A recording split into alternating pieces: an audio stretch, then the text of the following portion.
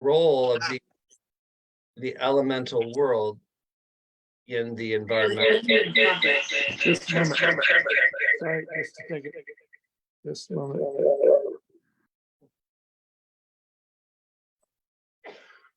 I believe we can handle it, Robert. Go right ahead. Thank you. Well, Stuart asked a question about the role of the elemental beings in the environmental crisis. And maybe I could just step back and say a few words about that. So, the elemental beings, these are, from the perspective of anthroposophy, beings connected to the earth and the water and the air and the light. And so they're kind of the invisible builders of our world each day. They build up the plants and the soil and the minerals, and they have a role in the climate and the weather. And so first of all, looking at the environmental movement through the lens of anthroposophy, I mean, there's a visible and an invisible dimension here. And the elemental beings used to be entirely guided in their work by higher spiritual beings who guided their activities. And Rudolf Steiner pointed this out, to a number of people at the time of the agriculture course, that this higher guidance of the elemental world was withdrawing. Mm-hmm. And humans had to step in and begin to play a role, had to befriend the elemental world and learn to understand the elemental world. Without that befriending, the elemental world would increasingly experience chaos. They wouldn't have the power to come to terms with the destructive technologies that we're being faced with now, and the incredible pollution and toxification of the environment, because they are like the liver of the natural world. They are the transformers of toxins and the purifiers of the atmosphere, not only of environmental toxins, but of human hatred and human confusion and all of this. So I would say the question of how we work with the elemental world is at the very heart of the environmental, question. So I'm assuming that's kind of where your question came from, Stuart, and that's what we were starting to talk about. Maybe, Robert, if I can add to that, I take, when I'm able to, a daily walk around Walden Pond. And then I cross the train tracks and I head down a beautiful, beautiful winding path to the Fairhaven Cliffs that look over Fairhaven Bay, where Henry David spoke of, I've been dealt with by the gods. And I'm thinking about all of the toxicity and the pollution that we're raining down upon the earth, including from the plains, that's just rained down over the creation. And hang on a sec, we have others joining us, just a moment.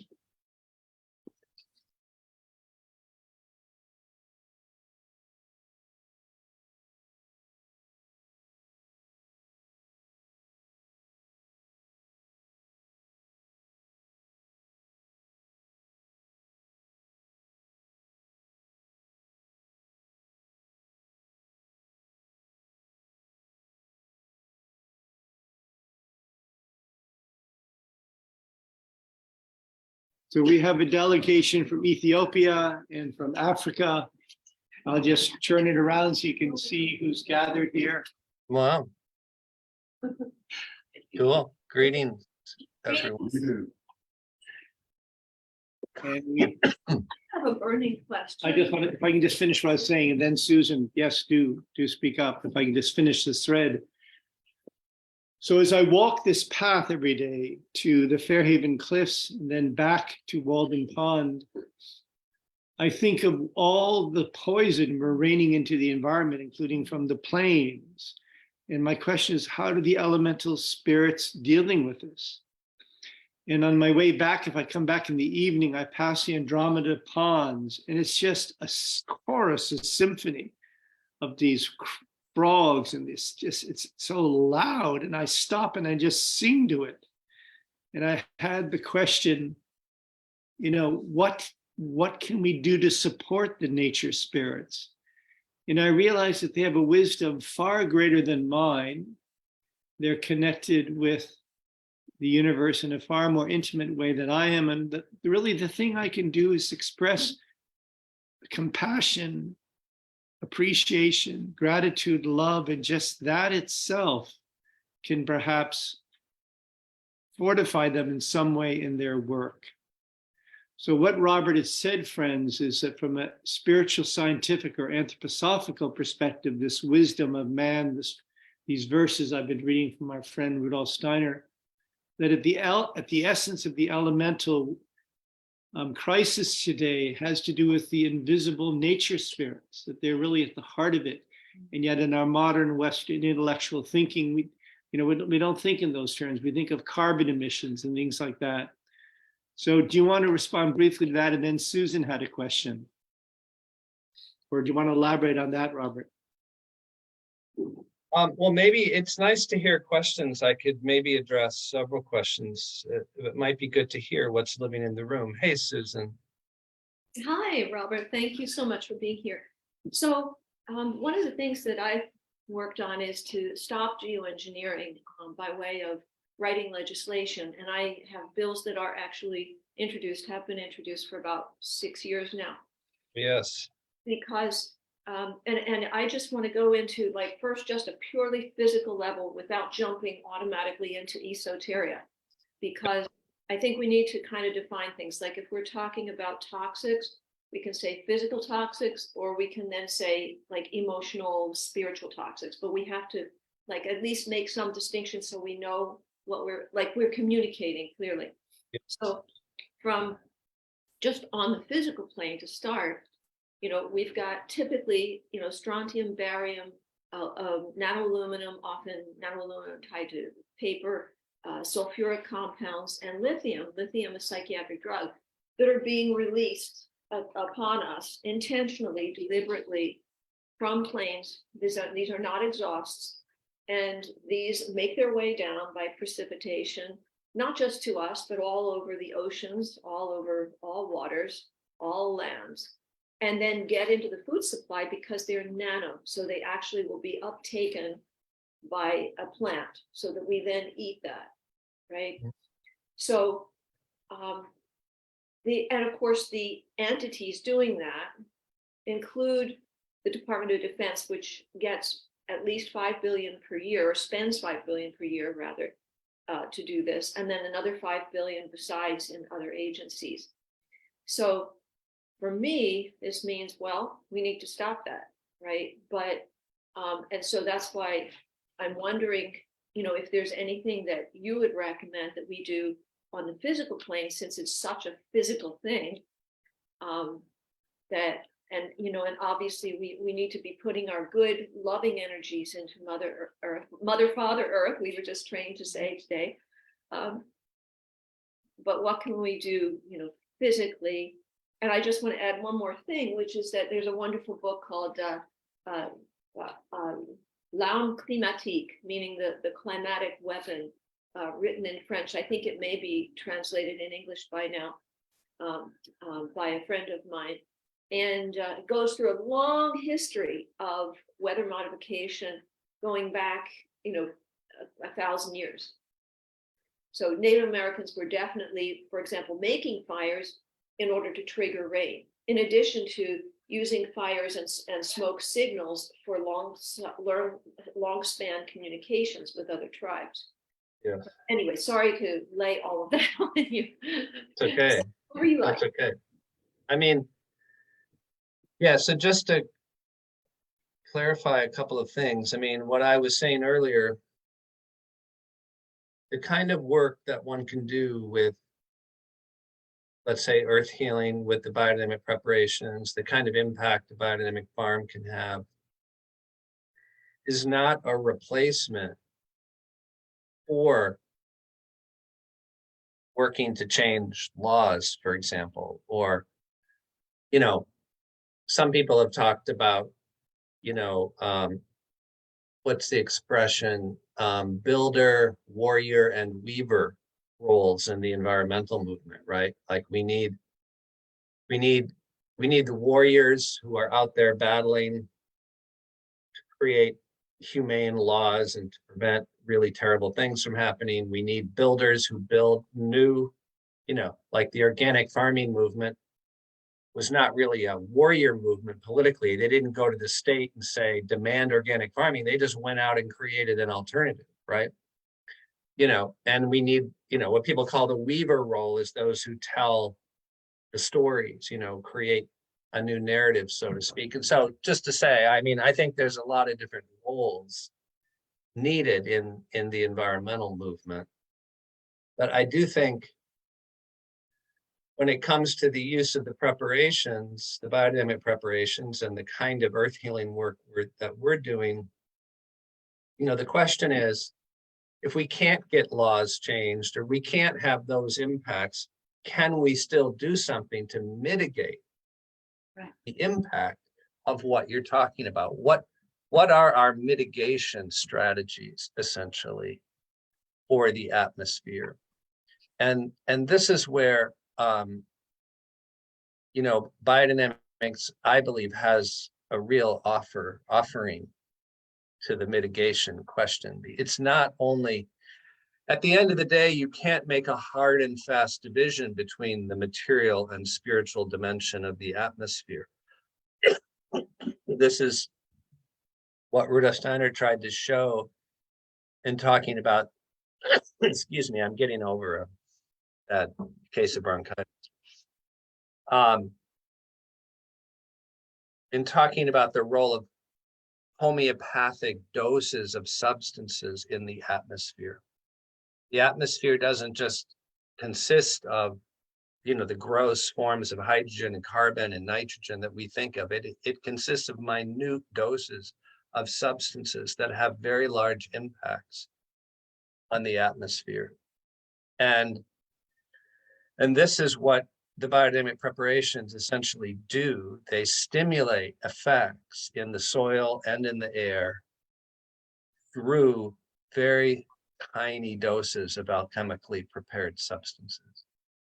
And as I experience it and others have experienced it, they stimulate the regulatory capacity of nature, the capacity of nature to transmute toxins, the capacity of nature to stay in balance even amidst this incredible onslaught.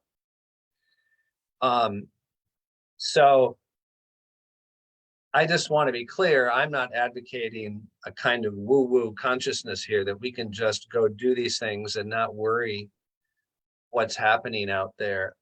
But I see this as something we can do even when we can't make a lot of progress on the political front, let's just say. But the two should go together, right? And what if we are making progress on the political front? Oh, that's awesome. That's awesome. But even if we are, the atmosphere and the soils need, decades and decades of rejuvenation and restoration. So that work is needed no matter what.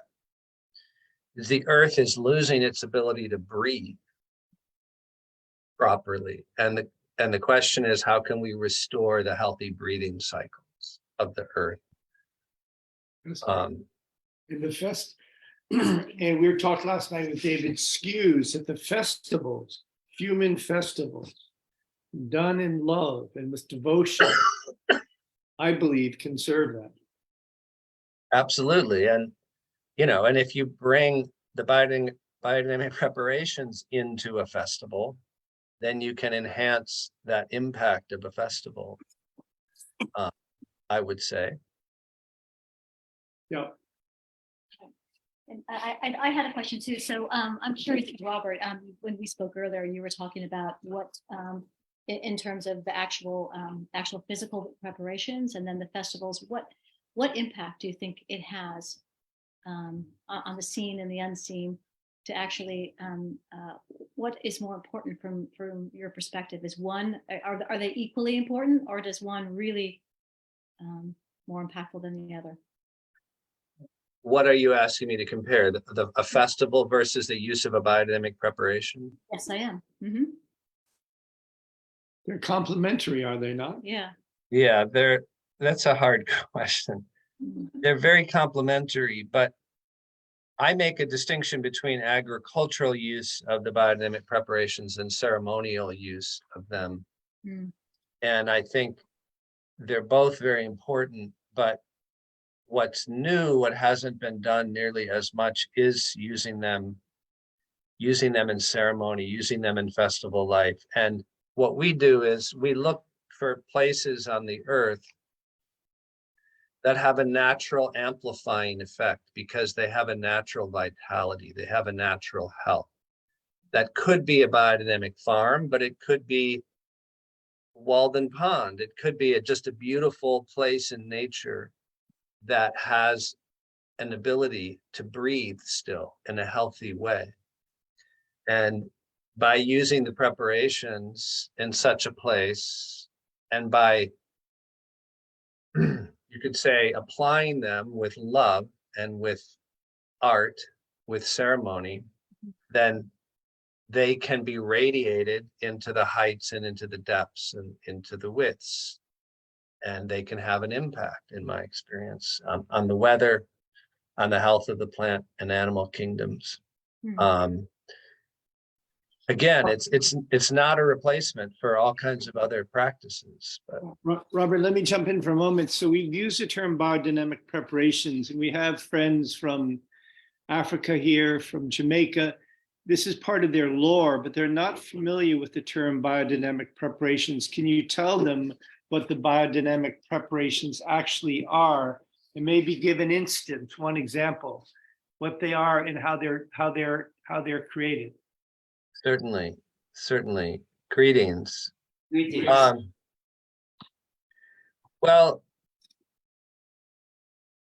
when Rudolf Steiner was asked to speak to a group of farmers, so a group of farmers in Central Europe, they were witnessing a decline of the health of their farms. Their soil was less productive. The incidence of animal disease was greater.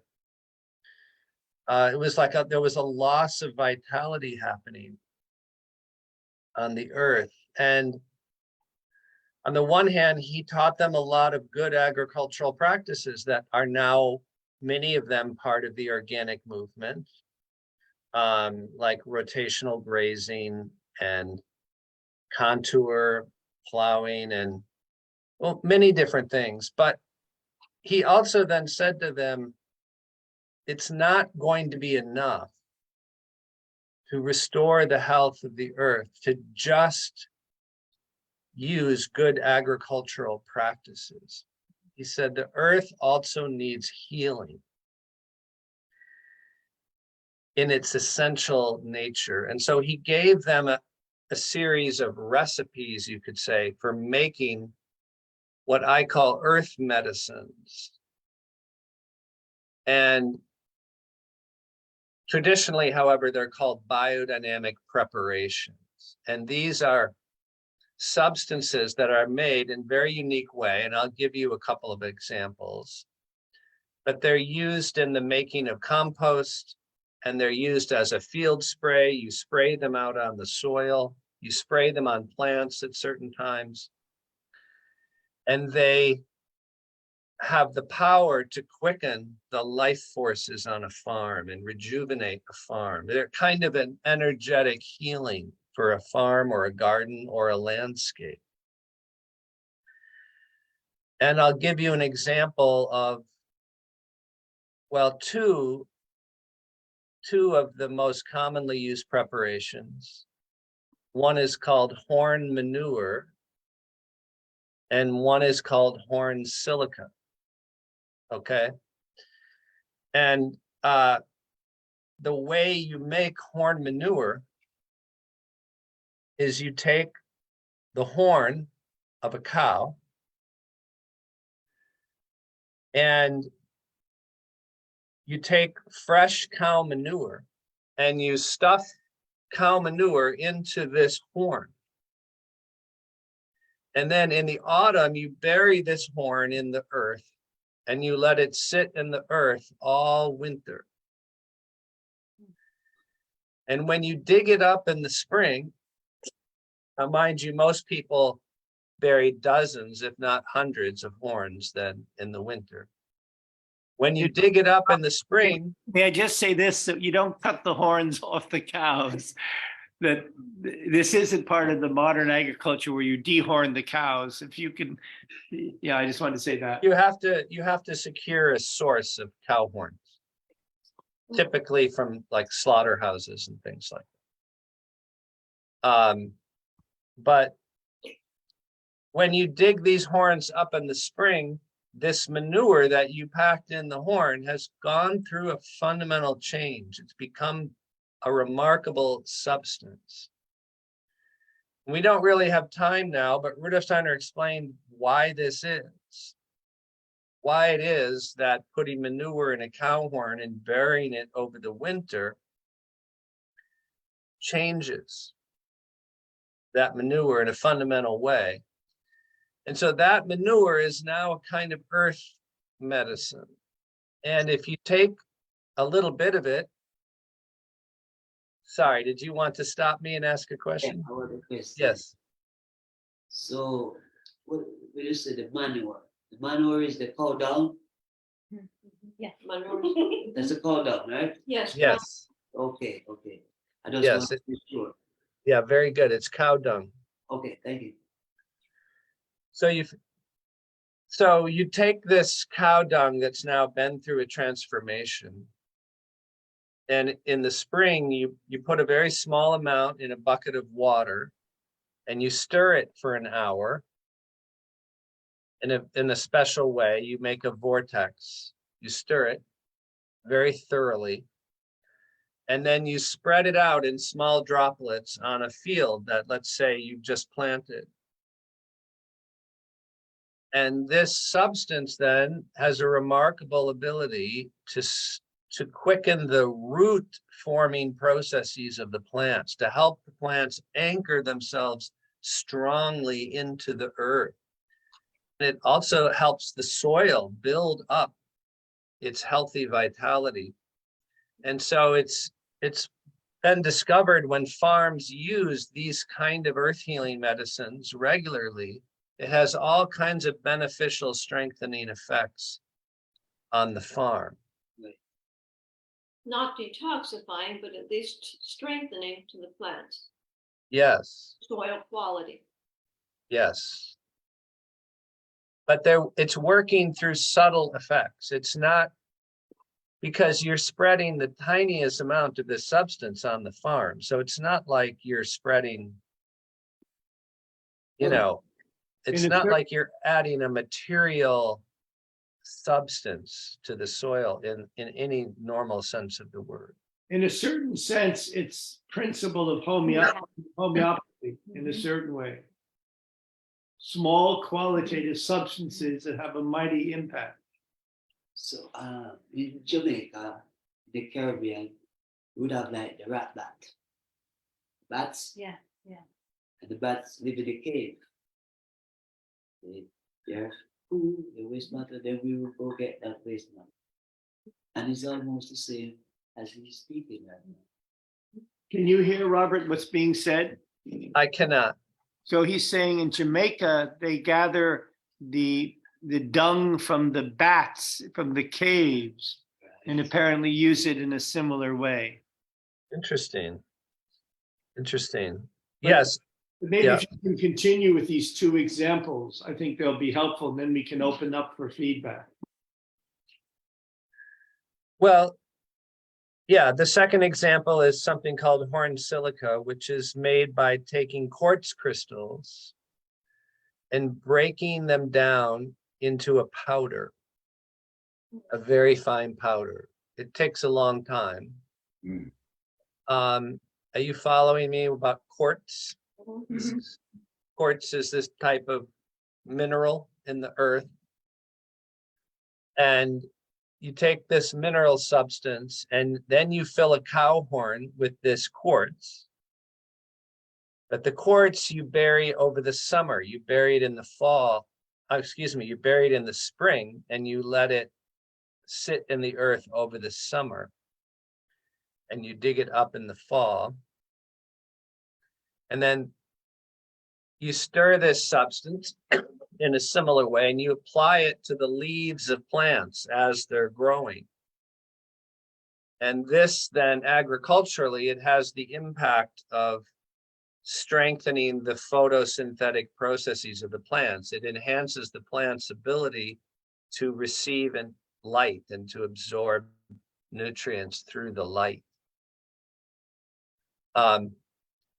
And essentially, these two preparations, so the earth has a stream of inhalation and exhalation. The earth exhales in the spring and it inhales in the fall. It exhales in the morning, it inhales in the evening. The earth is breathing.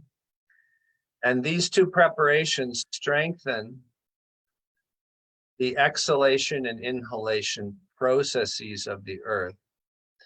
This is why they can also be used non-agriculturally, because the earth is breathing everywhere. Every organism is involved in a breathing process, every mountain and every pond and every tree. And we can support these breathing processes of the earth by using these two preparations, for example.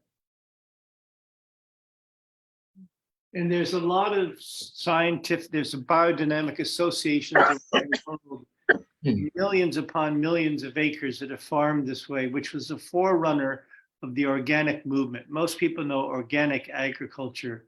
Fewer know that biodynamic agriculture really was a forerunner. But there's been a lot of research done that shows that this vitalizes, strengthens the quality of the plants, their richness, their fullness, has wonderful effects on the earth.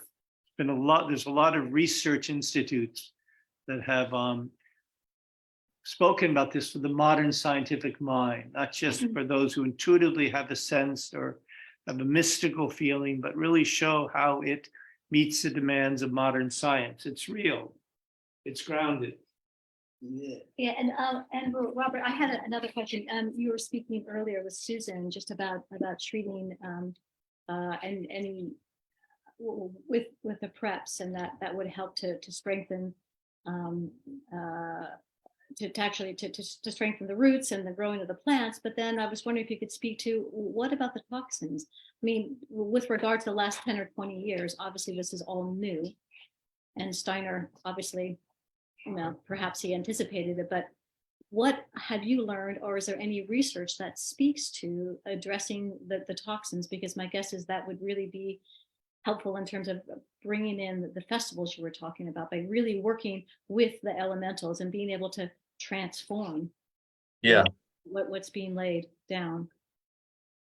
Yeah, I mean, there's some research out there. There are people who use different plants as what do they call them? Bioremediators. Certain plants will pull toxins out of the soil. There's some research done on that. But the biodynamic preparations, because they are a type of homeopathic substance, they have multiple uses. So Rudolf Steiner talked about their agricultural use when he gave them. And so, yes, they have these, the horn manure strengthens the rooting process of the plant, and the horn silica strengthens the light receiving quality of the plants, so to speak. But they have other uses. They enhance the working of the air and the light and the warmth. They enhance the breathing between the earth and the cosmos. And that breathing is itself, I actually more frequently talk about like the immune process of the earth, right? The ability like our immune systems, what's remarkable about them is they say no to things and they say yes to other things. We're in a constant process of setting boundaries, but also opening to other beings and other forces. And when an organism is healthy, it has this ability to breathe between the no and the yes, between what's good for me and what's not good for me, you could say. And that's what's weak right now on the earth. And so I can't point to research about this at this point in time. Certainly I can tell you that, for example, there's a biodynamic bee sanctuary in Floyd, Virginia. And, you know, the number of hives they lose every year compared to a traditional beekeeper's hives is extraordinary. Like, not that they don't lose some hives. I mean, it's almost impossible to be a beekeeper these days and not lose hives, but the health and vitality of their bee colonies are extraordinary. And that involves a lot of practices and use of the biodynamic preparations. Right. And earth healing ceremonies and, you know, all of these things together work together. So you know, it's my experience that when the elemental world experiences our love, our appreciation, our participation and cooperation, that then they receive the forces they need to keep doing their work. And their work does include cleaning up the atmosphere and cleaning up the soil. There's no question in my mind, the earth would have perished decades ago. Like, how is it possible, given the things Susan just spoke about, given the whole history of environmental pollution, how is it remotely possible that the earth has even continued up till our time?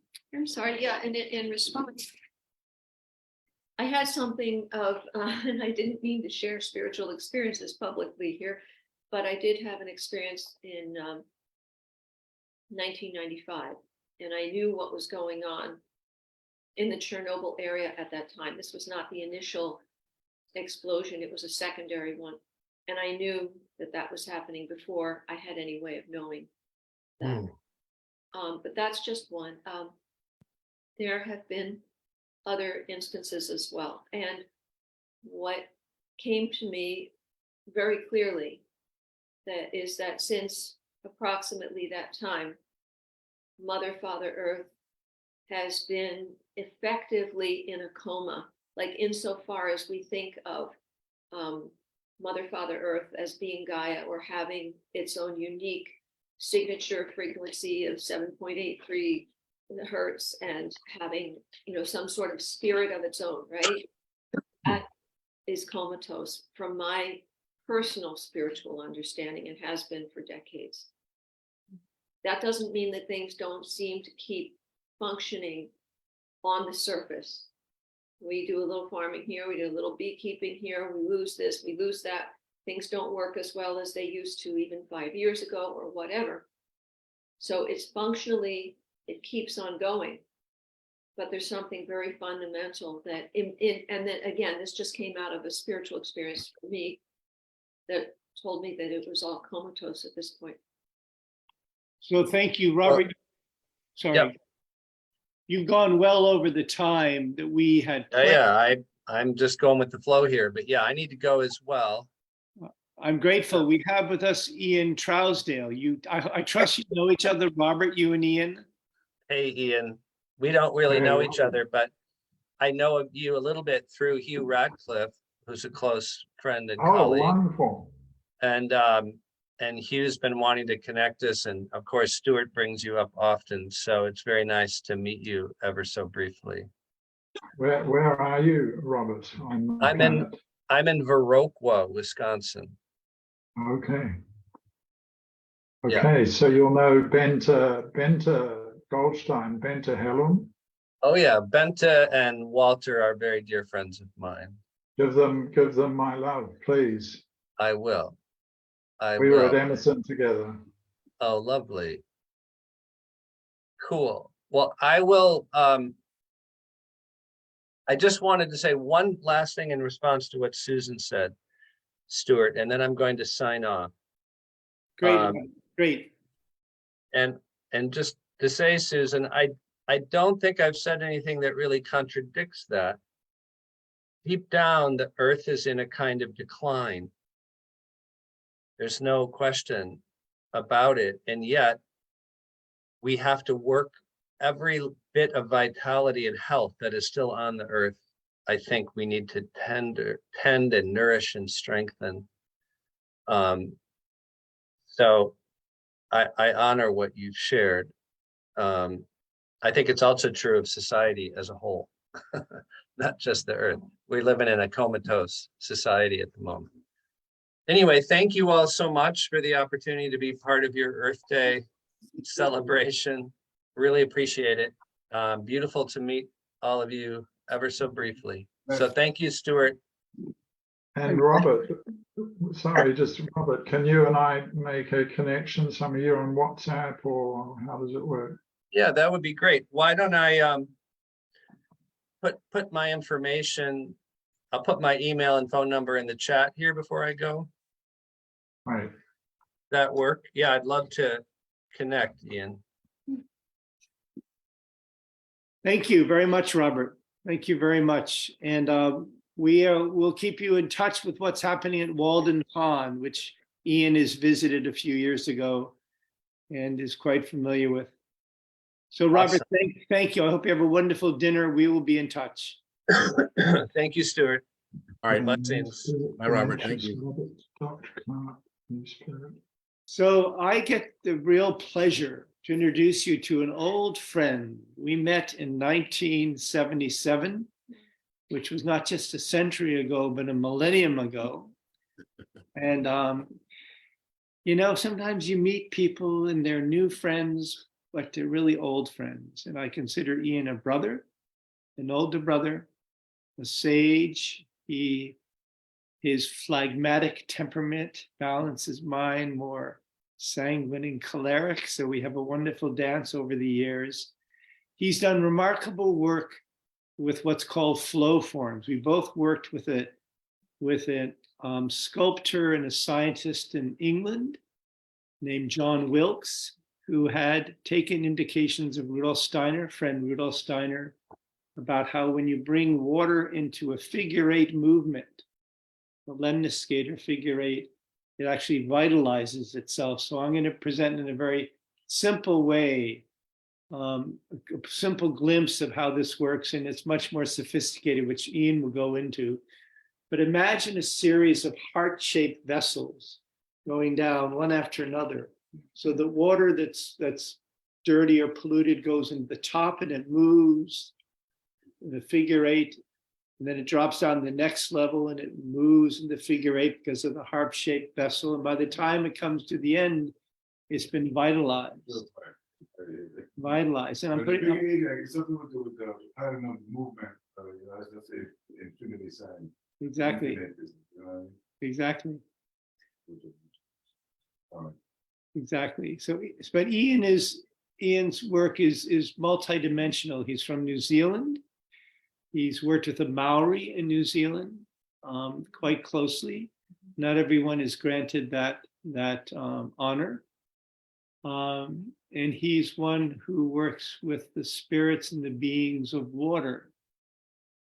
As we've discussed, we've been talking to them, living into them, getting a sense of what they need, what they're seeking.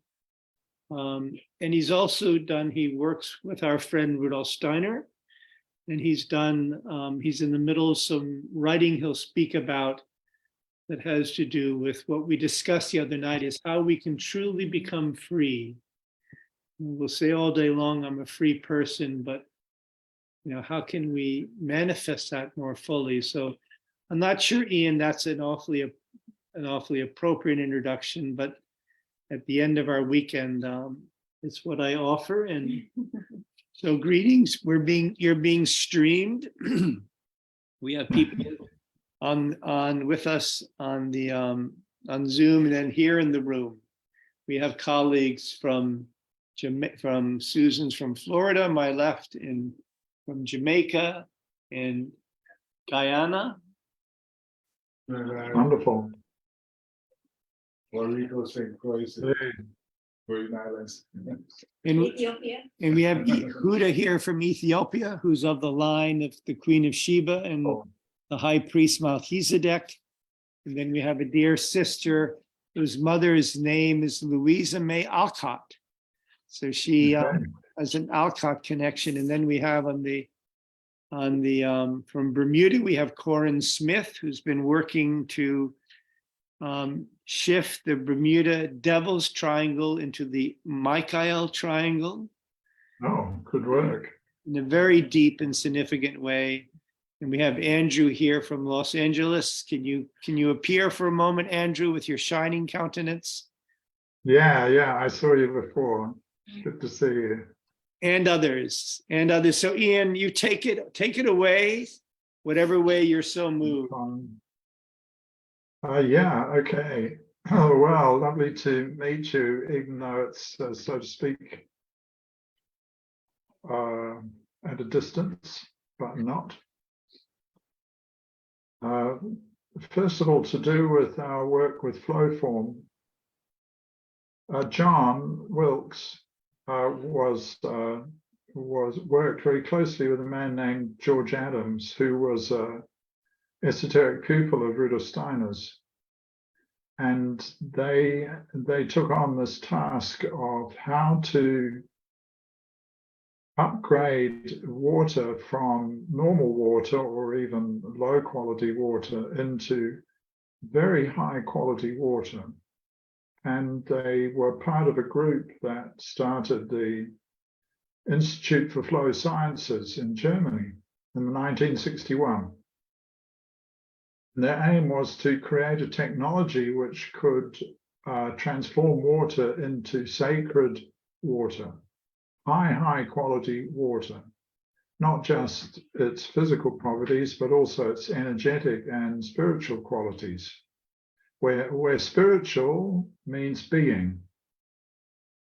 It's not, it's the essence of being itself. And so that work's continued, and George Adams died in 1963. He was a brilliant mathematician working on the mathematics of energy and form in nature. And this work's come across. John came from just studying form in nature and flow. He eventually discovered and created a surface which brings water just flowing in gravity through this figure-8 stream through a dish-like surface, as Stuart was saying, and this goes into this infinity figure-8 as it also flows onwards, and it develops a heart pulse. And within all of the flow phenomena, we bring in all the dynamics that happens in a mountain cascade, but added to it is this pulse of life, which is in everything, whether we have a heart or not. So grass has a pulse, its sap has a pulse, trees have a pulse. This pulse is in everything that lives. And in meditation, you can sort of meet it as well. As a being, it's the sort of universal self of the universe. Ramana Maharshi speaks of that. The heart is a sort of at the core of the universe, not as a physical thing, but as a pulse and rhythm, combining contraction and expansion, combining these dualities and managing them forwards through time. So this is all in this flow form technology, which is also, like nature, therapeutic and artistic. And we've been working to bring these into as many places around the world as possible, because our assumption to begin with, and later on our certainty, is that this is helping revivify the earth, the planet. So working on this, the last bit of the conversation that I just picked up on with Robert and others of you, is the earth dying?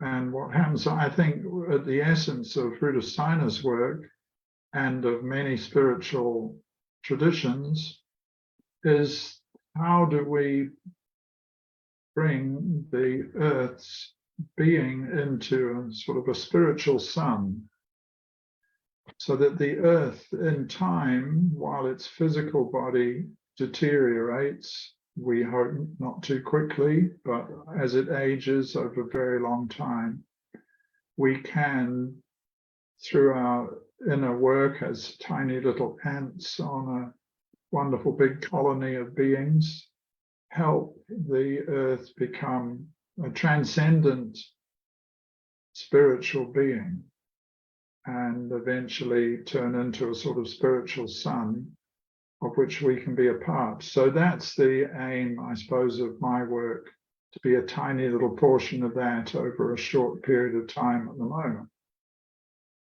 That is, in a lifetime. So that's what the flow form work is devoted to. And also this question of how to become free and how to move out of our locked-in syndrome, which so many of us have. And I have as well, when I'm not putting effort in to overcome it. Ian, I'm sorry, let me jump in for a moment. As we're transitioning, do you have any pictures of the flow forms or even a short video so they can have, yeah, sure. I really don't know how to put it up. What do I do? So you want to go share screen on the bottom. First, you bring it up on your computer. Oh, So okay. So it's on your right on your screen, and then you go to the bottom of this. Oh, I see. And you Right. hit share screen, and let's see if that you have that option to do so. Andrew, can you see that Ian can put up some pictures or a short video so that we can have a real image? Yes, all our guests have the ability to share their screen. But Ian, I would ask that when you do, if you click on the bottom left of your share screen, you'll see share your sound. So if you have a video, you can just click those two squares at the bottom left-hand side, and we can hear your video if it's something that you want to play for us. Test it out. You can't break it. Just push the button. Oh, okay. I always get worried because I tend to press buttons and then just flash, it's all gone. I'm like, Trust me. hey, I'll just bring this up first and then I'll come back. Right. Yes. Also, is if you have a website or if you would like for us to share it, Yeah, you can for put the sure. information in the chat, and any of us can share it. So we have a lot of options here, Ian. Just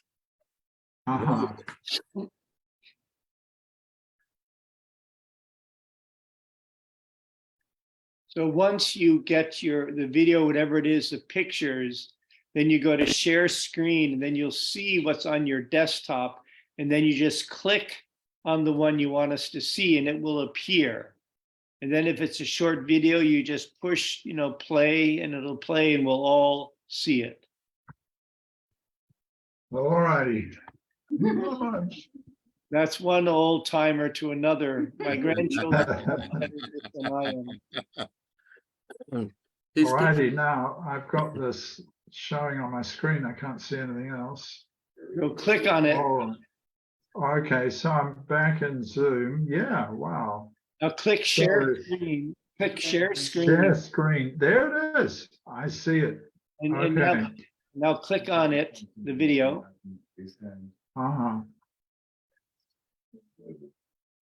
We're getting there. Okay, folks. So click on the one you want us to see, Ian. Okay, I thought I had. It's playing on my screen. Well, that's what you have to share with us, because Okay. you can stop sharing and start again if you choose, or double click on that. Okay, so if I get it going on mine and then I do share screen. Well, that's only 19 seconds. Which one of these three did you want to share? No, just each one of us. I want to share that one. Then double click it twice, although it looks like a very short video. It's okay. Just click on it yourself, Ian, and It we. says, you are screen sharing. Yep. So just click on it a couple of times. Oh, well, it says I already am sharing. Is that not coming through? Well, you are sharing, but you're not sharing the video that you're seeing. Oh, I see. Right. Very simple. Just stop sharing, and then Stop sharing. Yeah. yes. And if there's sound on the video, when you click share screen, then you should have an option at the bottom to share the sound as well. Does this have sound with it, Ian, or is this just pictures? Yeah, it should do. Indeed. Then click share screen. I click share screen and I've got now a range of things that I can choose from. Do you see the video that you want to share with us? Says select a window or an application that you want to share. But at the bottom left-hand side, do you see share sound? Yeah. Share sound, tick. Yes. Tick. Optimize the video clip, tick. Yes, exactly. And then I have appeared to have. Oh, okay. We did it. You got something? We've got green BB back cut. All right. Now So I get it moving.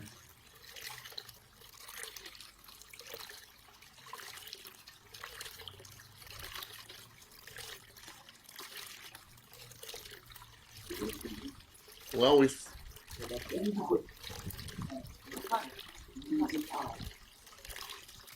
So can you see that? we saw it. Yes, we did see it. Okay, we've got so many designs, but this shows the figure eight very clearly.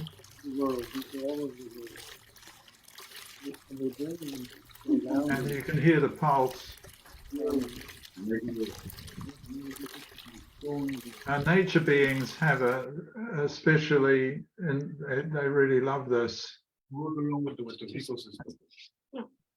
Should I run it again once Yes, more? please, yeah, one more Ian, time. do you have one with the cascade so we can see the cascade? I don't know. Yes, but I don't. I've got a collection of various videos now that I'm getting the hang of how to do it. But that gives you this clear picture of figure eight. Excellent. Excellent. If you have one, Ian, with the cascades, you could bring up. I'd like to see how it moves from one level to another until it comes out at the bottom. In Friends Around This, part of what Ian has spoken about is he said the universe is becoming tick, tick, tick, tick. There's this attempt to pull us into this automation. Yeah. And Digitalization, these work against it. yes. And so part of what Ian has spoken about is the whole purpose of these all over the world is to help to bring the earth back into its breathing. Into analog as opposed to digital. Yeah.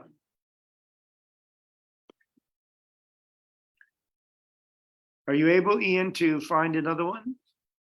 And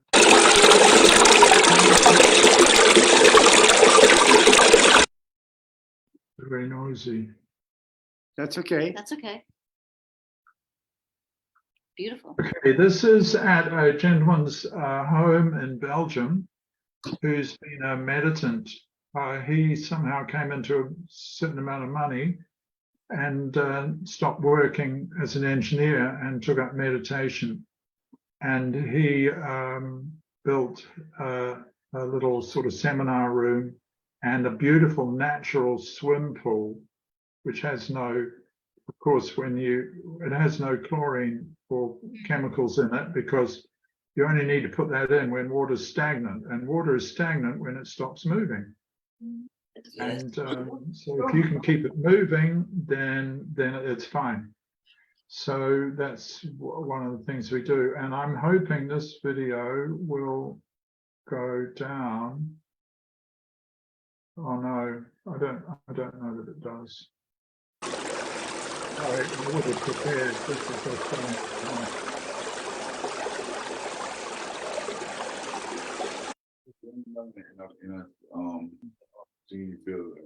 Sim golden ice. Where's Where's the water coming from? screen sharing has stopped. Oh. I think we just leave it. Just imagine all sorts of designs. Go to my website if you want to do more, and then I will carry on saying what I want to say, or what I've been asked to say. Flowform.net.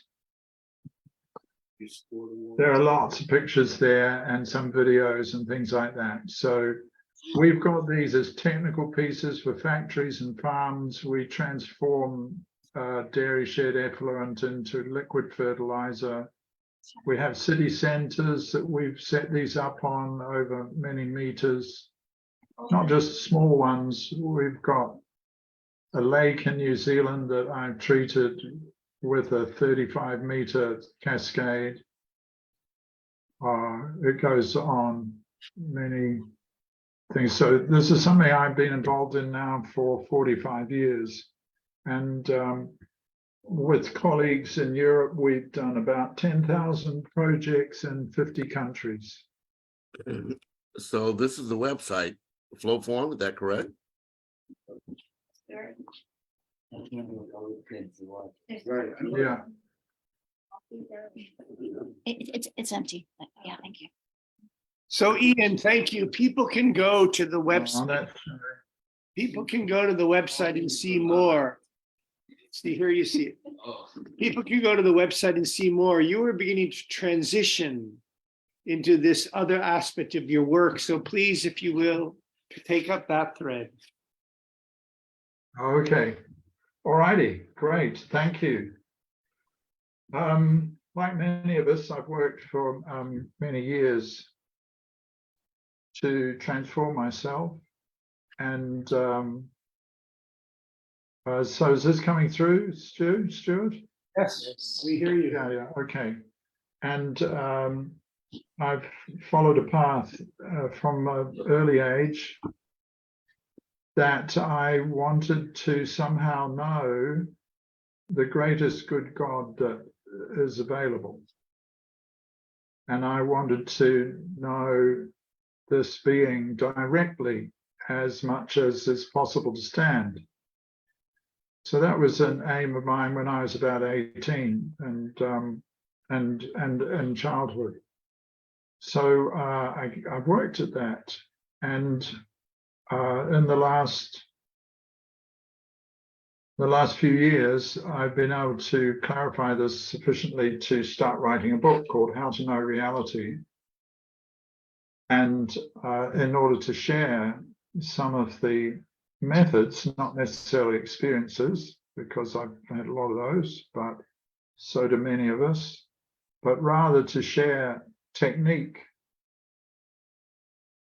because that's what we mostly lack. No, most human beings are in a locked-in syndrome, and we're the only ones like this. We're the only ones who don't experience everything intuitively all around us all the time. It's a sort of locked-in syndrome that we have for a good reason, which is to strengthen our individuality, but we need to find our way out of this box. So, for instance, Gautama Buddha, the Buddha, but Buddha means someone who's awakened. He described his first experience of what's called nirvana, but nirvana is just a doorway into a wider reality. And he said it's like a chick his experience was sitting under the Bodhi tree after decades or yeah, probably a decade of hard work, really unremittingly hard work. He had this experience, which he said is similar to a baby chick coming out of its egg to be born into a wider world. Suddenly everything is different, but still the same. You're still the same person, but it becomes different because instead of thinking our own thoughts, thoughts come to us and we experience them. And when we can get out of this locked-in syndrome, we know through awareness, because our thinking stops. Our normal thinking stops when we want it to, not all the time, or else we'd be in trouble. You wouldn't be able to find your way to the shopping center or open a door.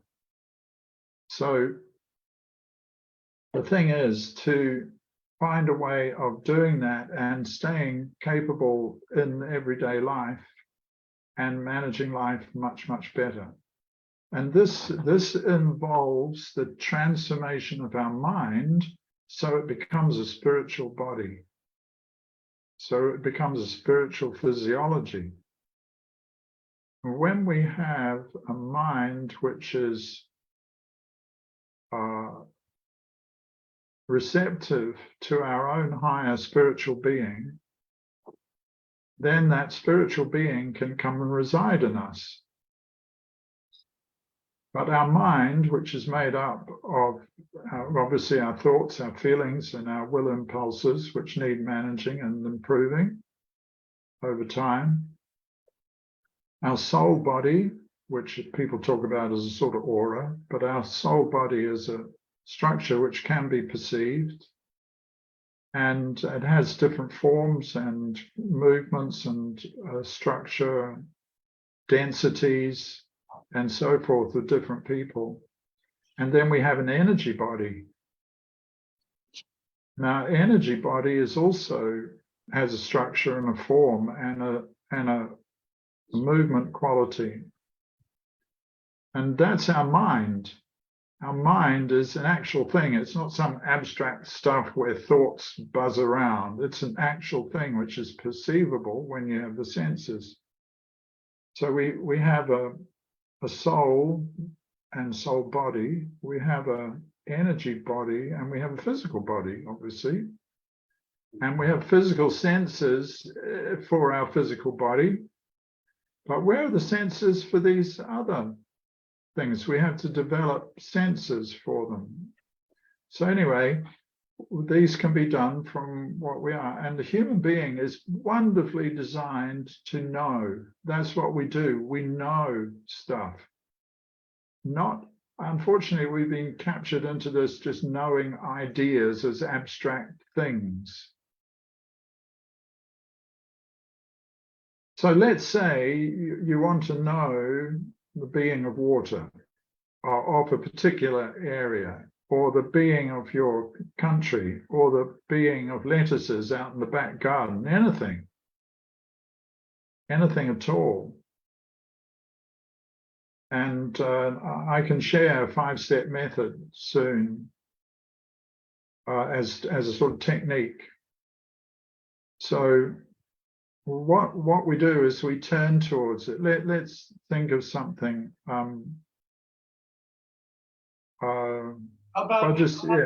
Ian, you talked about coming to know a river or a pond. Can you? Yeah, exactly. It can be anything. It can be a poem. It can be a lampshade.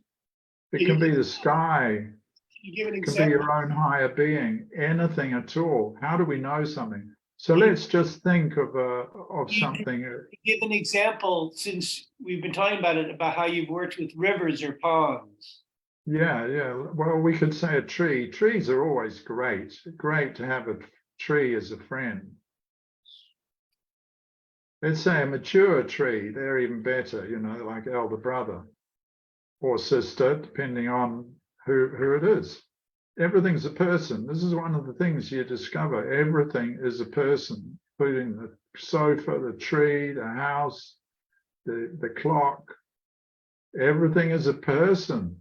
And they all are talking to each other. And they're all fully, and you know, they know many things because they're made up of many beings like we are as human beings. We're a community of different type of beings. Oh, anyway, so let's imagine a tree, if you know a tree. So you want to go visit the tree. Now, what we usually do is we look at it and we have ideas about it. Oh dear. We have ideas about it and we fire these ideas at the tree, and the tree's like protecting itself.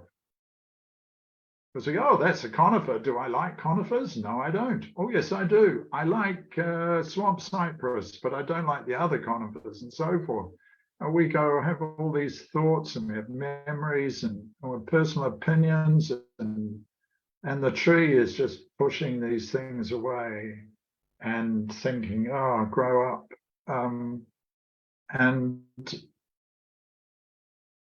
so if we become still enough, we can be sent a picture, a living imagination from the tree, and we can experience that as seeing, sensing, imaging, sort of an imagination. And it's an intuition. When it's an intuition, you have not thought it. You feel it arriving, and it's like, what? This is brand new. What?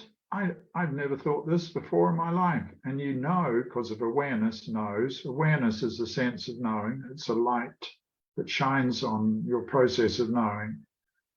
And one of the things we need to do is to emancipate awareness from thinking.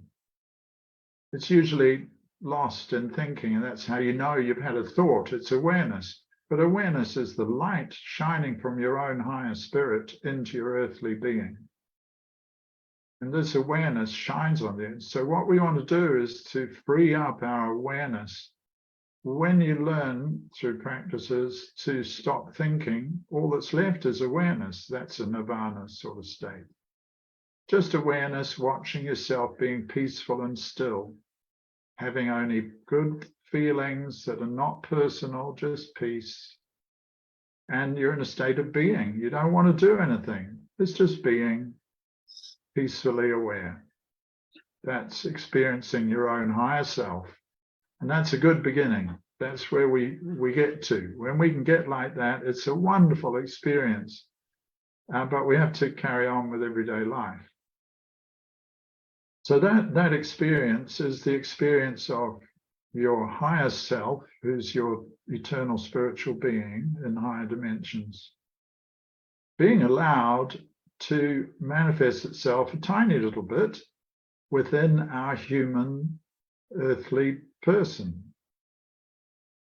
When we stop this thinking thing that bounces around in us like a bunch of squash balls in a squash court, and when our personal feelings and opinions and judgments stop, when our will impulse, I got to do this, I got to do that, and what about this, and what about that, usually avoiding the point. And when they all stop, then we start to become a recipient of our higher self who only operates intuitively. Are you saying stop thinking? Because I think thinking is a part of meditation. So at what time do you stop thinking? Unfortunately, I couldn't hear what you were saying, my friend. Yes, I listened to you carefully. You talk about the thinking purpose. You must stop thinking for certain things to happen, for you to reach a certain level. But I think thinking is a part of meditation. When you are meditating, you are thinking.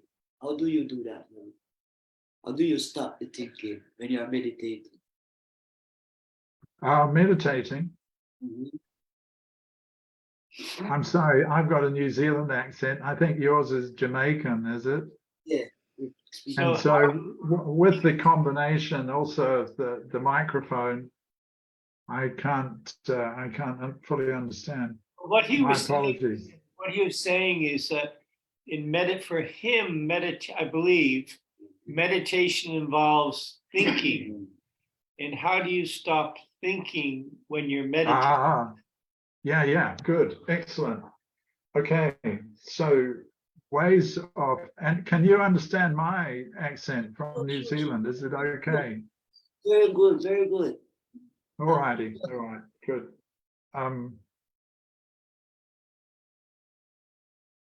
Okay, so we carry on with the tree afterwards. Right, sorry. How to stop thinking is paradoxically making your thinking very strong. Right, Because normally thinking just goes along automatically.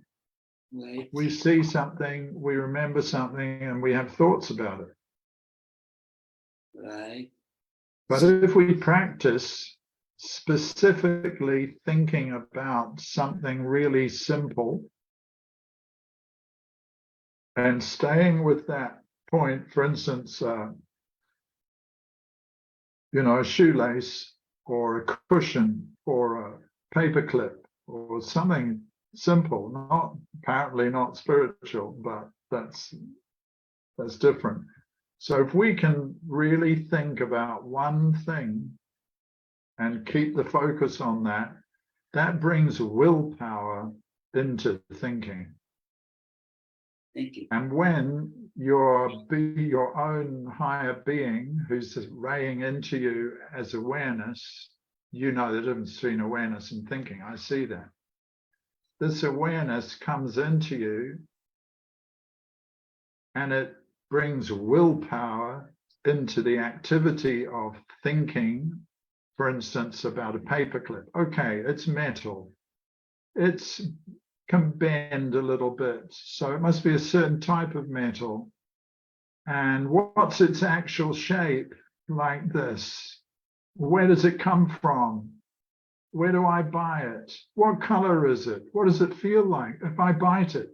And you can go on and on and on. As long as it's about the paperclip, your awareness is bringing willpower into the stream of that thought. Yeah, And if you do that sort of thing on a regular basis and not just a paperclip, I know someone who spent 25 years just thinking about one thing, 5 minutes a day. Someone told her to do this, but they never said you can choose different things. Oh, anyway, thank you. after a while, your thinking gets stronger. It gets stronger. And when the will comes in, you can then say, hey, thinking, my friend, stop. Thank you. And thinking has become obedient. Thinking has been like, yeah, who's the boss? It's awareness is the boss, right? Good. And then you can go stop. And thinking will pause for a moment. But the focus continues. What is that focus? It's awareness. And it's the same with it. Your feelings are attached to thinking. You have a thought, you see something you love, you know, oh, this is wonderful. You see something we don't like, then we go, no, I don't like it, and so forth. There are feelings attached to every thought. So as you look into your thought structure, which is consciousness, you notice, oh, there's a certain feeling associated with, for instance, or whatever, there are feelings. And there are will impulses, they come out of a thought and a feeling. And you get to, your awareness starts to look into my thoughts, my feelings, my will impulses, and you get to know them. And they all come from thinking. So when thinking slows down, then you can manage a will impulse. You can manage a feeling. You can replace a feeling. I can relax. Yeah, exactly. You relax. Thank you. And then the higher self, who's a spiritual, who is our eternal being in heaven, who has, in our case, a physical body as well, but it's possible in due course with awareness to go into the higher worlds and meet with higher selves and have a chat with them, just like you and I are. Very much so, I do. And yeah, So, so what we want to do here is to change our earthly person and that mind made up of our soul structure, our thoughts, feels, and willing, our energy body, which is the substance in which thoughts flow, and change this so that it becomes a more refined spiritual body. The mind can become a spiritual body. And then the higher self can, instead of just sending awareness into us, it can send its energy into us. And it can even arrive as its being, as a little child in us, the mystical birth of the higher self within us. when you're thinking, you're preparing. When Experience. you're preparing, be aware, prepare. Understand the language. Like thinking allow you to prepare yourself. To prepare. Prepare yourself. Yeah. Yeah, exactly. Yeah. And there's a whole series of stages to build the spiritual body. Right. We change our soul structure so that it becomes more refined. We do that by doing what I just said, which is changing our thinking to it becomes under control and obedient and positive. Our feelings change so they're always positive wherever we can. Our will impulses become obedient. And so that's our soul body changing, and that helps with preparing our spiritual mind. Our senses, which is a much bigger conversation, need to change. And then our energy body can change. And there are specific meditations for this. The ancient Taoists in Asia, they had specific meditations to transform the energy body. And also Qigong and all of this, that does it. I was in China 4 or 5 years ago, and I met a man there who was a master in Qigong, and we were at a table of 7 or 8 people eating a meal. And I went very quiet and was able to perceive his energy body.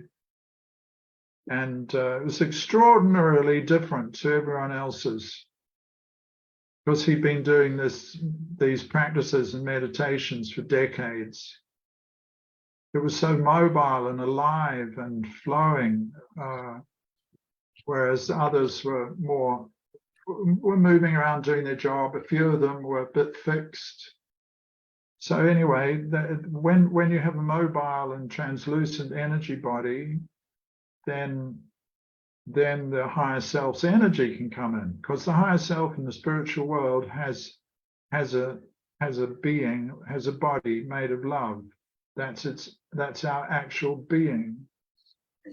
Our being is made of love, and it's a body in the spiritual world, in the higher world, higher dimensions. And it has an energy body, which is eternal energy from the high beings. But it's individual and it's uniquely yours. And then we have a soul life in the spiritual world, and awareness is how the higher self thinks, awareness. And it sends it as a little gift, because we absolutely need it, here into our earthly being. And with awareness, we find our way through this dense world. With awareness, we notice, we know. That's the light of awareness. It shines on something and it knows it without having to think. It knows. So, you can walk into a room or you can meet someone, or you just know something. That's intuition. Intuition is direct knowing with no intermediate steps of logic. Normal thinking, we rely on our memory. We go, oh yes, I know that. Yes, this here, oh, that's a small book. That's right. My memory tells me it's a small book. And that we've gone through steps. We've gone, what's this? What's its quality? No idea. What's this book about? We don't know. We would have to open it and read it and go through logical steps. Question, logical steps, answer. That's normal thinking. Intuition, question, no. It comes. I know. And it's very subtle. So intuition is direct knowing with no intermediate steps of logic. And this is how everything communicates and knows. The plant behind Stuart, very wise being. It operates intuitively. It's got nature beings in it. It's got angel approach dealing with all that species. Intuition just come to like give you a glimpse and gone again. Huh? Intuition. It just allow you to glimpse, like take a look and disappear again. Yes, yes, yes, yes. Thank you. This is great. You're great. Because this is when our normal thinking interferes. Right. Yes. This is why we have to be able to manage. Okay, now I'm using memory. Now this is awareness again. Awareness goes, okay, we're going to use memory like sitting at a table. There's a knife, a fork, and a spoon. You know, we choose, don't we? We choose. We're going to use the knife right now. We don't go, oh, my hand just willing around and picks up my fork. I don't know why. We have to do the same with our consciousness. Right. So am I going to use memory? Am I going to use fantasy? It's quite healing, curative, artistic. Am I going to use intuition? Intuition is a very different. Fantasy, memory, intuition, they're all very different. And awareness can become trained to notice the difference. Just like you notice, you can, with your eyes shut, if we're going to play a flute, a trumpet, or a cello, of course we have to rely on memory a little bit, but we know, we can tell the difference from a flute or from a trumpet, from a cello. And knowing is a similar thing. We have to become practiced at it, and there's a certain amount of memory at an intuitive level. But it's subtle anyway. So when you have an intuition, you get a feeling. Wow, it often comes in feeling. You get a feeling, knowing, and then you start to focus in on it, and the intellect goes, oh, I sort this out, don't worry, bang, and it's gone. But you better catch it though. Yeah. Well, when the thinking slows down, everything slows down. And the intellect starts to come up to say, I'll sort this. And you can go, no, sorry, I don't need you. You know, I need you to remember how to get from A to B and my name and stuff like that. But it becomes possible to manage them much more easily when the consciousness comes into, that's part of controlling consciousness. Okay, so let's assume then, if you can get yourself into that state we touched on earlier, peacefully being aware, that's step one of this technique of being able to know intuitively. Are you listening? Are you Peacefully being aware. Thank you. Okay. And it's just come into your room, that room there. Did you feel that? There's this peacefully being aware. So then you can have, the second step is the wish to know something, the wish to make a friend. It's all about relationship. So if we're thinking about the tree or anything, it can be anything, but let's yeah, it can be anything. I don't want to choose for you because you need your own ego to choose for yourself. That's not what I'm scrupulously not interfering. So if you choose something, maybe you want to choose something in the room, or just think of it as an abstract tree or a tree you know somewhere else. And the second step, there are 5 steps. The second step is you want to make a friend. This is a technique of getting to know nature beings or any beings. You want to make a friend, and the way to do that is just like we are in everyday life. We turn to it with love and respect, and we shine this light, which is our awareness, with loving awareness to our new friend, the friend we would like to get to know. And one little exercise you can do for this is imagine, or remember, in this case, remember something you love very deeply. Everyone has something or someone, and something we love very deeply, and sort of dive into that feeling. Let that feeling really come up, and then take away the object and just be left with the feeling. And that's the feeling you send in your loving awareness to the tree or whatever it is. Love like that should not have a reason to exist. It's unconditional. It's like the sunshine. The sun doesn't go, I don't like that, I'm not going to shine on it. So we can have that love that we feel for our special thing, but we can apply that to everything, like a sunshine. I know, not so easy. Life's got its challenges. So if we take that feeling of love and we send it to our friend, that becomes a beloved friend. And then remaining peacefully being aware, we have to stay in that state.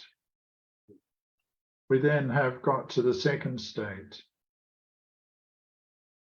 Second stage, which is we've turned our loving awareness like a light towards what we hope will be our friend. Mature trees are busy beings, you know, they've got a lot going on, and large rocks and things like that are super busy and very focused, and they've got no time for human beings fluffing around wanting to get to know them. But you can do, it takes a bit more time. Whereas, you know, plants, they're very responsive. Plants and flowers, they're very delicate and responsive. You have to be very careful because you're entering into a world which is their environment. So these nature beings, and we're mostly talking about nature beings, let's say, these nature beings, their reality is made of the same substances as our thoughts and feelings.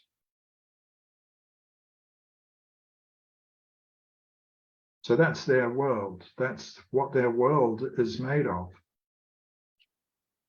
And if we go into their world and our thoughts and feelings are not under control, it's like them coming into our physical room and throwing plates around and jumping up and down, smashing tables and things like that. So if we want to enter into the world of the nature beings, we have to have very well managed consciousness, which is polite and kind and sweet, if possible, and loving. Everyone's different. So we want to enter into their realm, we have to be safe. That's why we also have to change our soul and our energy body, because that helps. But if we do the first step peacefully, being aware with a being peaceful, then we're reasonably safe. When we go in there, we're not going to disturb their environment.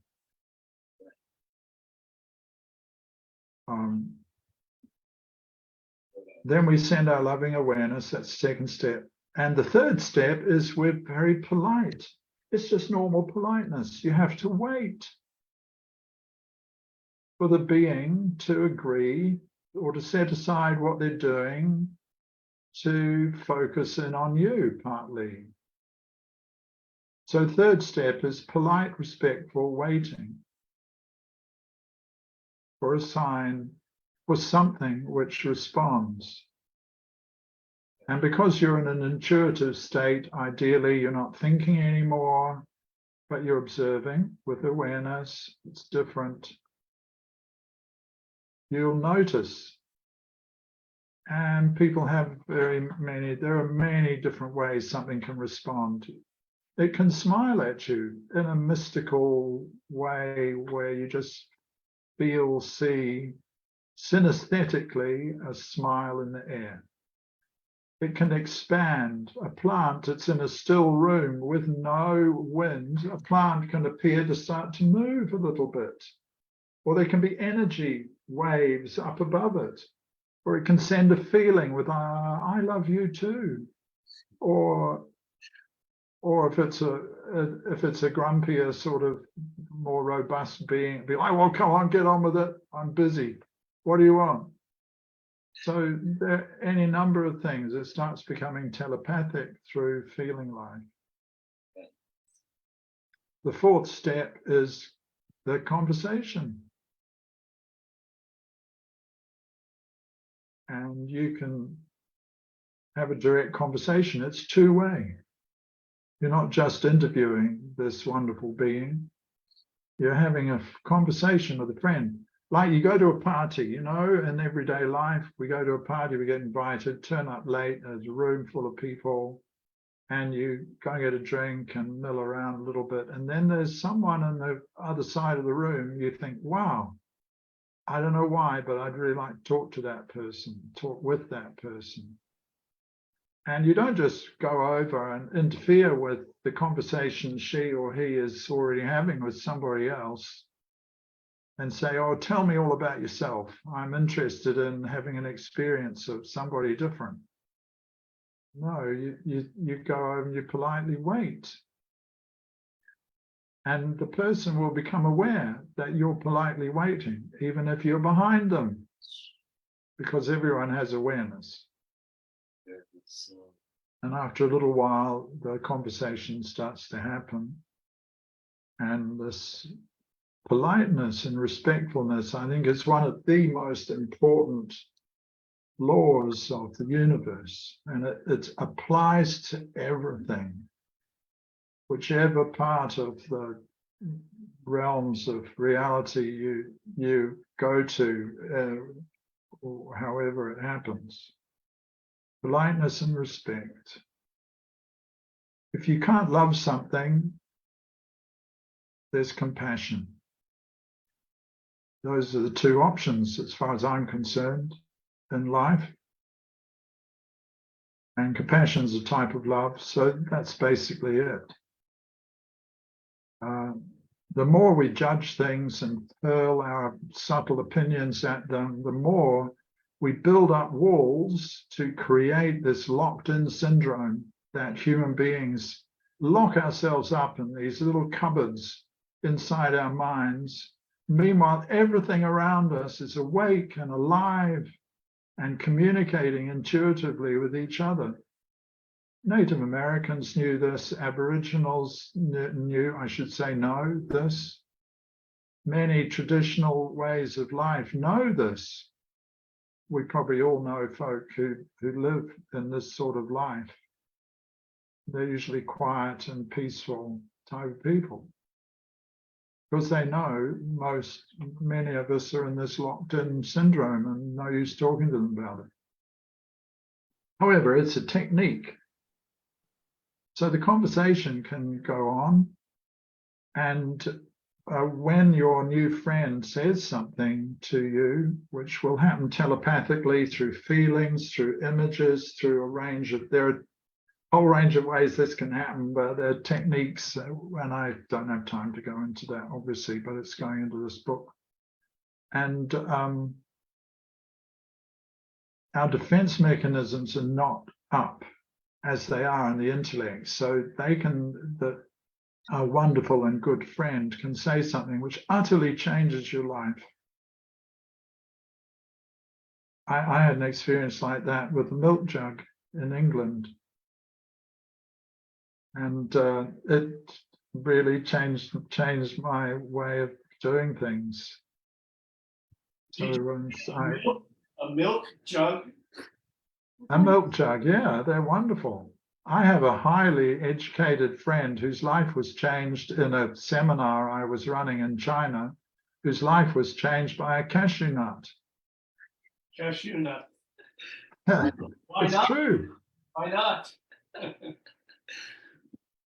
It's true. When you're intuitively working, the defense mechanisms are not up. And when something is said, it just pours into you and you're like, yes, I know it.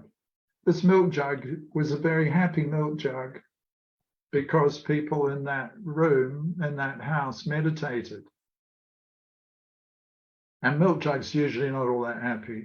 You know, kitchen utensils usually feel hard done by and uncared for because nobody ever says thank you, great job, such a help. You know, if I had to drink my glass of milk using my hands, it would get a bit messy. So thank you, glass. The coffee in my hand would burn. Thank you, glass. You've got a lot to say thank you to. And they notice this. Everything notices everything. Hawaiians have ho'oponopono, traditional way of relating to the world. Ho'oponopono. And that's what I'm talking about. Ho'oponopono is thank you, forgive me, I love you. That's Ho'oponopono. It's for thousands of years amongst the Polynesians in Hawaii. So everyone has different techniques, and I'm trying to bring these together. So yeah, it was a happy milk jug, and I was working with a friend who was a PhD and all sorts of incredibly clever, who'd done spiritual practice for 50 years and never had a spiritual experience. And I said to him, well, it's just a technique, my friend. You need to adjust your thinking. Stop your thinking. You're always thinking about things. Stop thinking and just be aware. So we did this 5-step method at his kitchen table, and the milk jug was there, beautiful celadon glaze filled with milk, ceramic. Milk jug agreed. And I could pick up immediately, as I said, it was very happy. It was quite a chuckly sort of, a bit of a dwarf type of being who'd been through the fire, you know, that's ceramics, been through the fire, and very, very friendly, but robust sort of personality. And we had it, and my friend started to have some glimpses of intuition because of applying this technique. And then I was like, oh, okay, thank you, that we can. And the milk jug went, oi,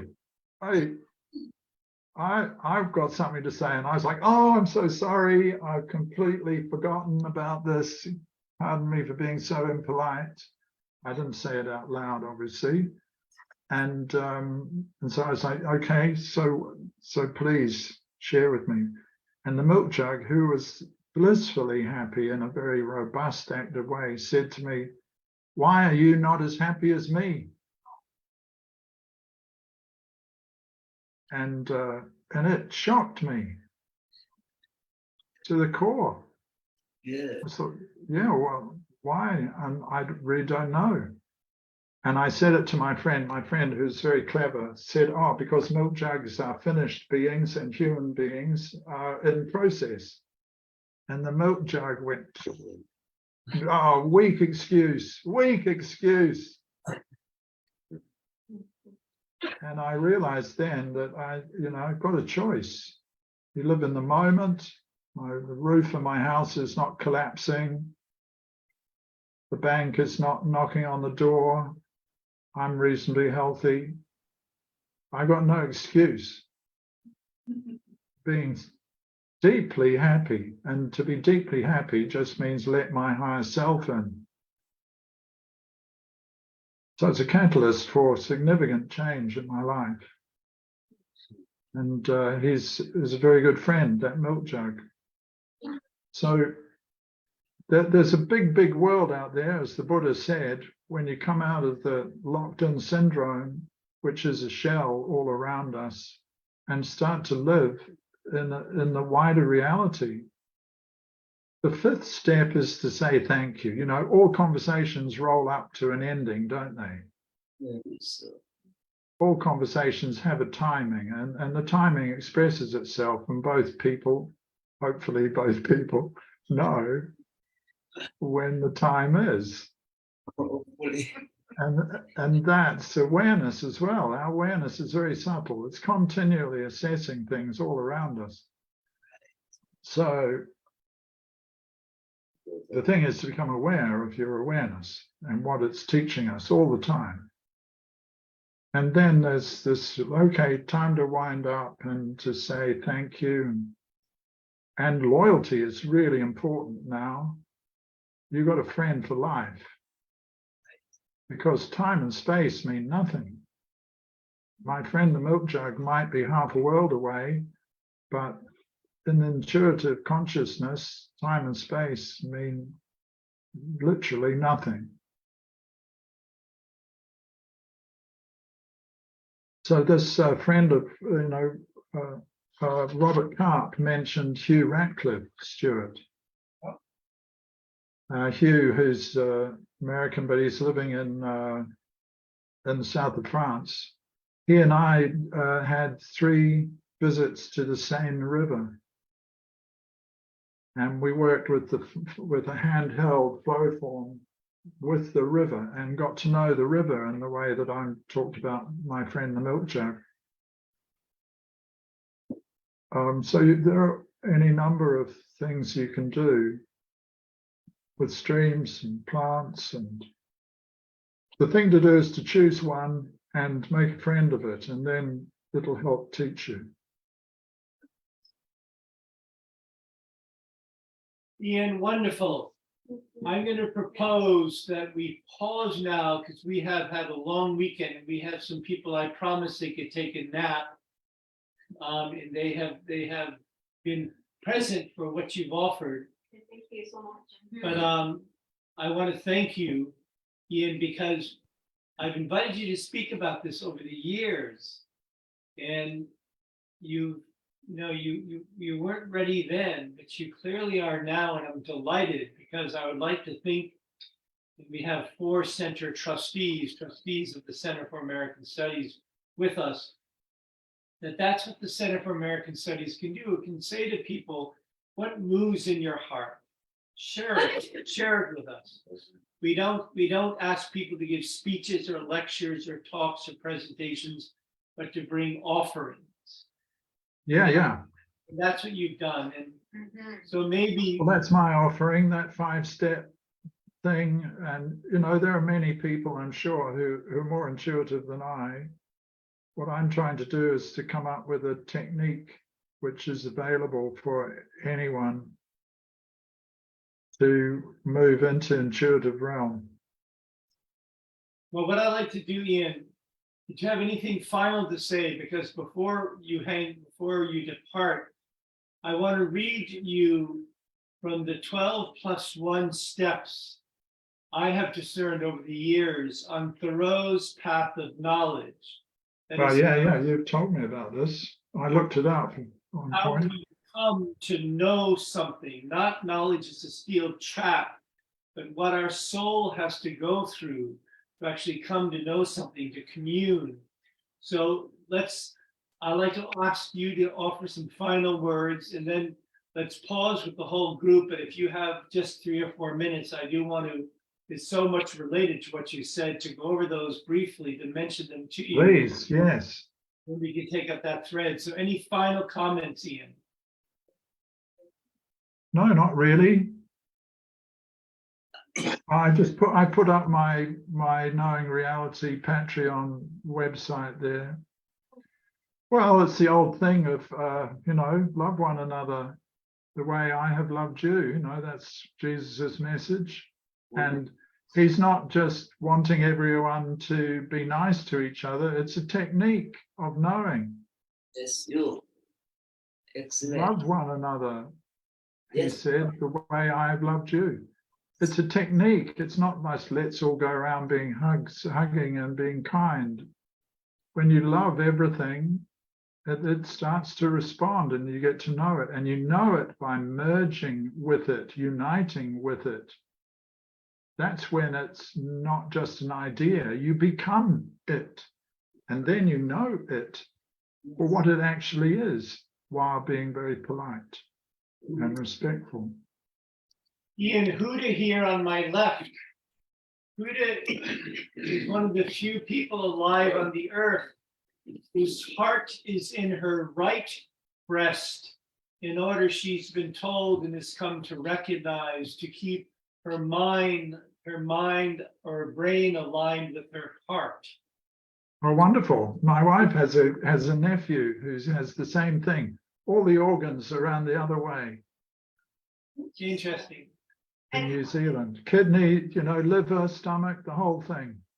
And just to finish, so Huda, we're working with Huda she's adjudicating the United States Treasury, and she has opened a 13th portal with the Federal Reserve to effect the shift from the Great Reset, which is a form of impoverishment of humanity, to the Grand Concordian Jubilee, from a debt and death-based monetary system to a consecrated, credit-based, as in I believe, credit-based monetary system. So she had a question before we pause with this gathering, and then you and I can take a few minutes. Actually, it's not a question, it's more of a comment to what you related about the being loved. I'm terribly sorry. I can't really hear. Closer. I'm sitting here. Yes. I just wanted to give a comment about. Thank you. Oh, no. Well, it's charged. Okay. So I just wanted to give a comment about what you mentioned, that the being love.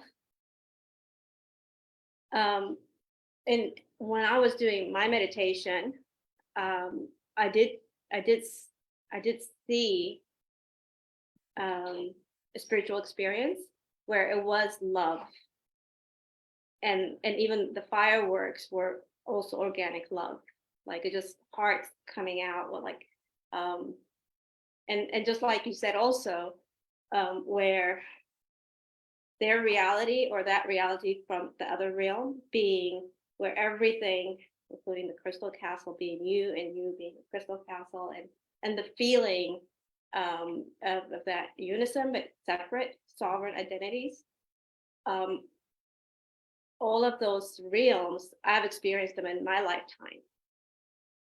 And I do believe the more we become in accord with the truth and love matrix, as not as an option, but as a choice that's non-negotiable, these realities can happen on earth, just like on heaven. Absolutely.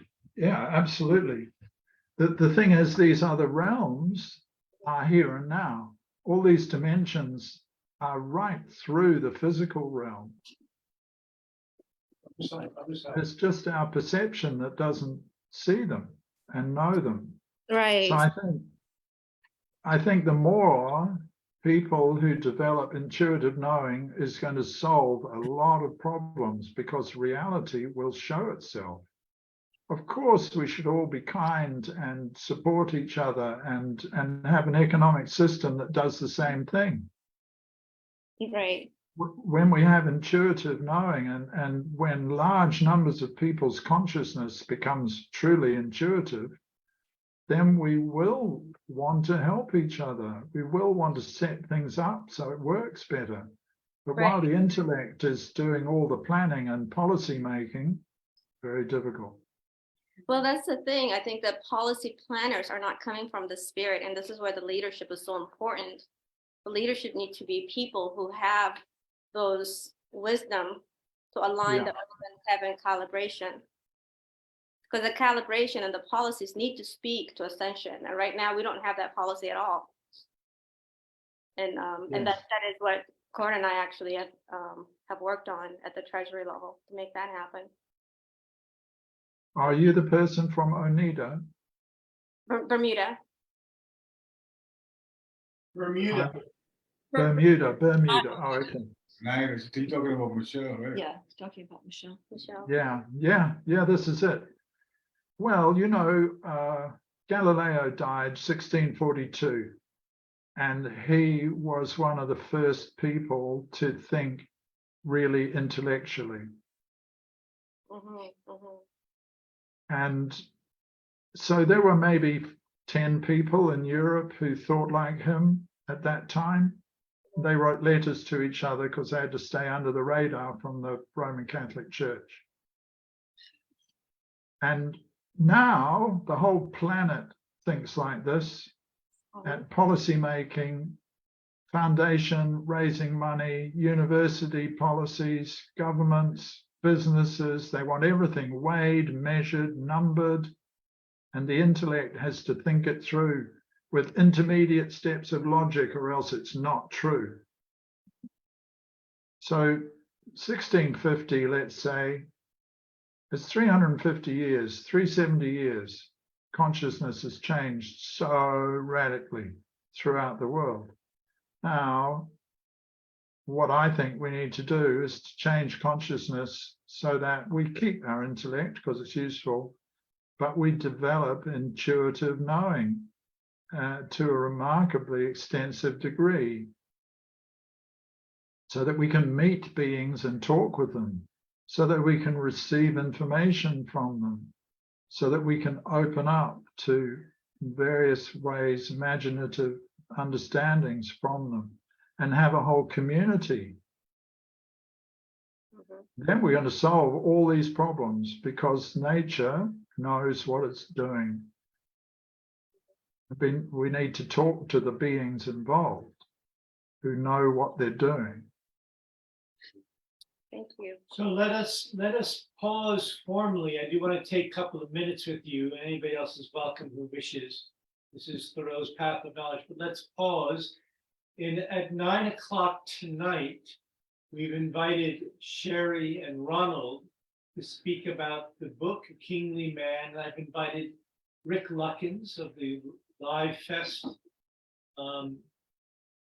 one concert to be with us, and other key players, because we will announce. I've also reached out to Don Henley of the Eagles, who's made Walden Pond his project, and others. So we will speak at 9 o'clock, and Ian, of course, you're welcome. I'm sure you have things to do. And we'll have dinner ready for you all. So those who want to take a nap, we will wake you up at 8:45, but we'll have dinner ready for you. Those who want to rest, there's a heater there. And so I want to, Ian, just take a moment or two, and Maria, it'd be lovely to have you here too, about this Thoreau's Path of Knowledge. Thank you so much. People are expressing their appreciation, Ian. Thank you. Oh, okay, great. Thank you all. Thank you. I do want to just look at the other part. Thank you, Ian. All the very best with your next steps. I could talk to you. I could feel your energy. I love your presence. Thank you. Right. Good. Yes. Have a good rest if you wish. Yeah, but wait, no, but no mercy. Okay. Hey, Andrew. Thanks, Ian. I really appreciated that. Thank you so much. My pleasure. Yes. So Stuart, back to you. What's our next step here, Stuart Sinclair Weeks? So I'm going to share from Thoreau's Path of Knowledge. And Marin, I'd love to have you join me if you will. Here. I'll join you in my bedroom. And I want to listen to. Just one moment. Just want to be asleep on the day. Good night. Good night.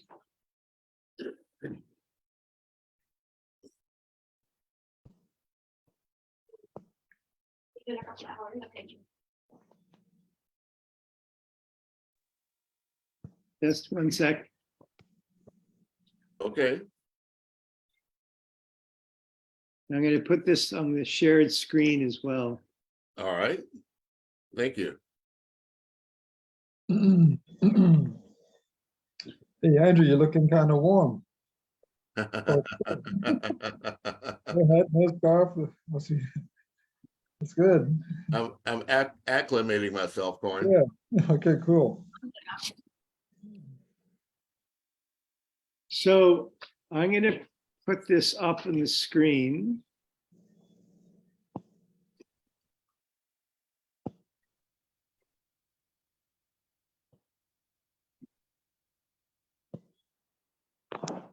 So this is many years of research, Ian. You speak of 5 steps, but here are 13, but the 5 is in 13, the 13 is in the 5. That the path of knowledge that I've discovered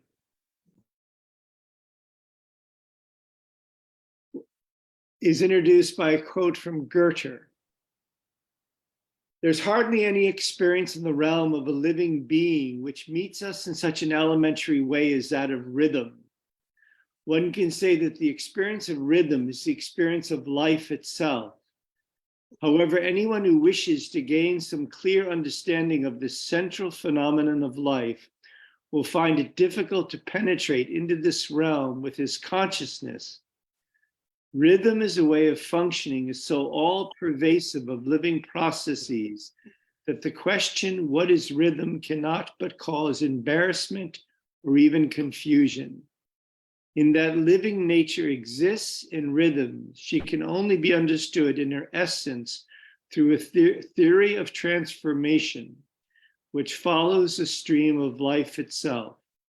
But in such a flowing kind of understanding, all limited, defined, rigid, factual knowledge is dissolved and destroyed. Yeah, good old Goethe. And Thoreau actually says he has something demonical in him who can couple 2 facts. Something demonical in him. Let me find the actual quote. It's quite a remarkable. So is this a book you're working on or have published, Stuart?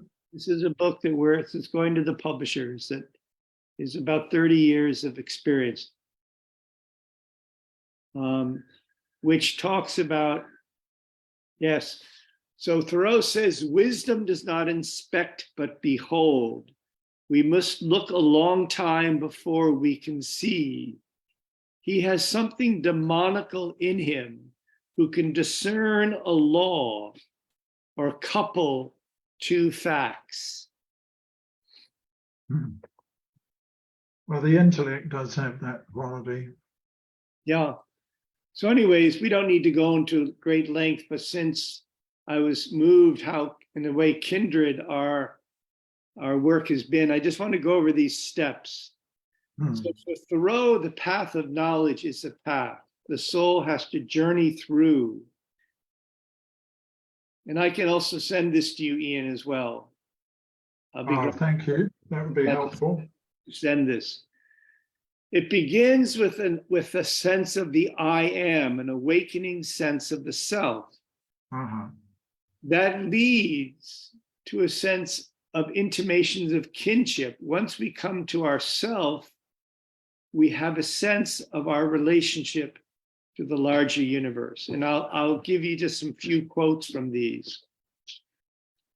Next, after the sense of kinship, we are inspired and motivated. All of a sudden, there's meaning to life, and this calls upon us to become dedicated, disciplined.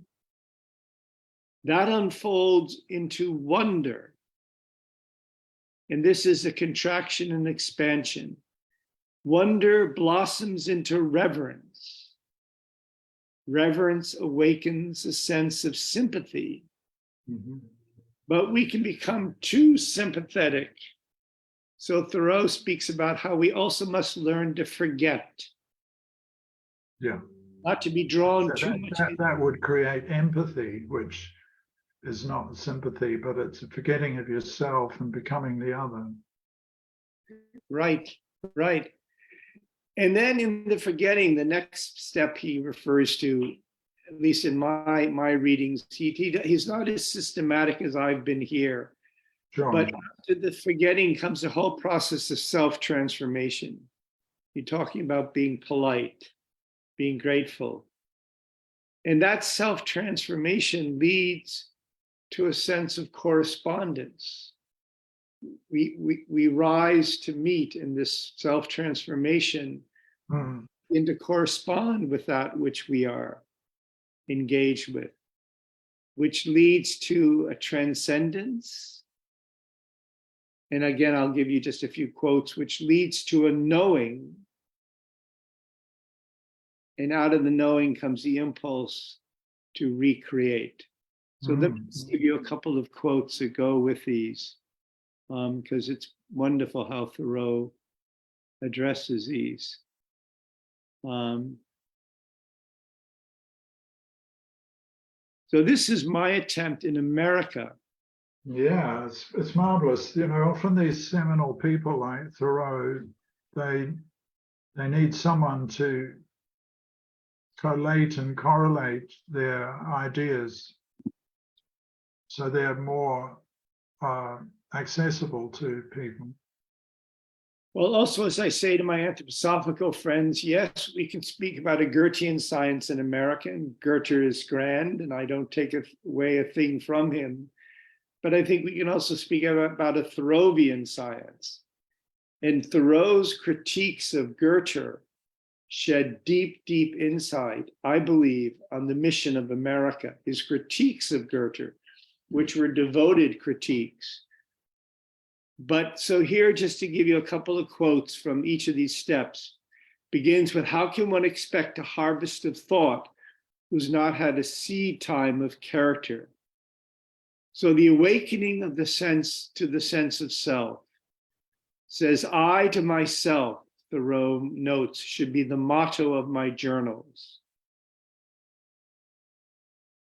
Every path of knowledge presupposes a knower, the individual embarking upon the path. The awakening sense of self, I, provides the impetus and motive to embark upon the path. The experience can be likened to the stirring of a seed, an incipient question, which at the same time contains, slumbering in itself, the entire answer or plant. I, the first step, constitutes the awakening of a sense of self. We launch forth into the world, searching for reflections, an echo of our humanity. Deep calls upon deep. Is that Thoreau, a quote from Thoreau? No, that's my summary of, I have a little summary of each of these steps. Oh, okay, fine. So in terms of the I, he says, from nature we turn astonished to this near but supernatural fact. I think that the existence of man in nature is the divinest and most startling of all facts. It is a fact which few have realized. Intimating that when you talk about our possibilities. So from an awakening sense of the self, we go to intimations of kinship with the world. Thoreau writes, it is remarkable how closely the history of the apple tree is connected with that of man.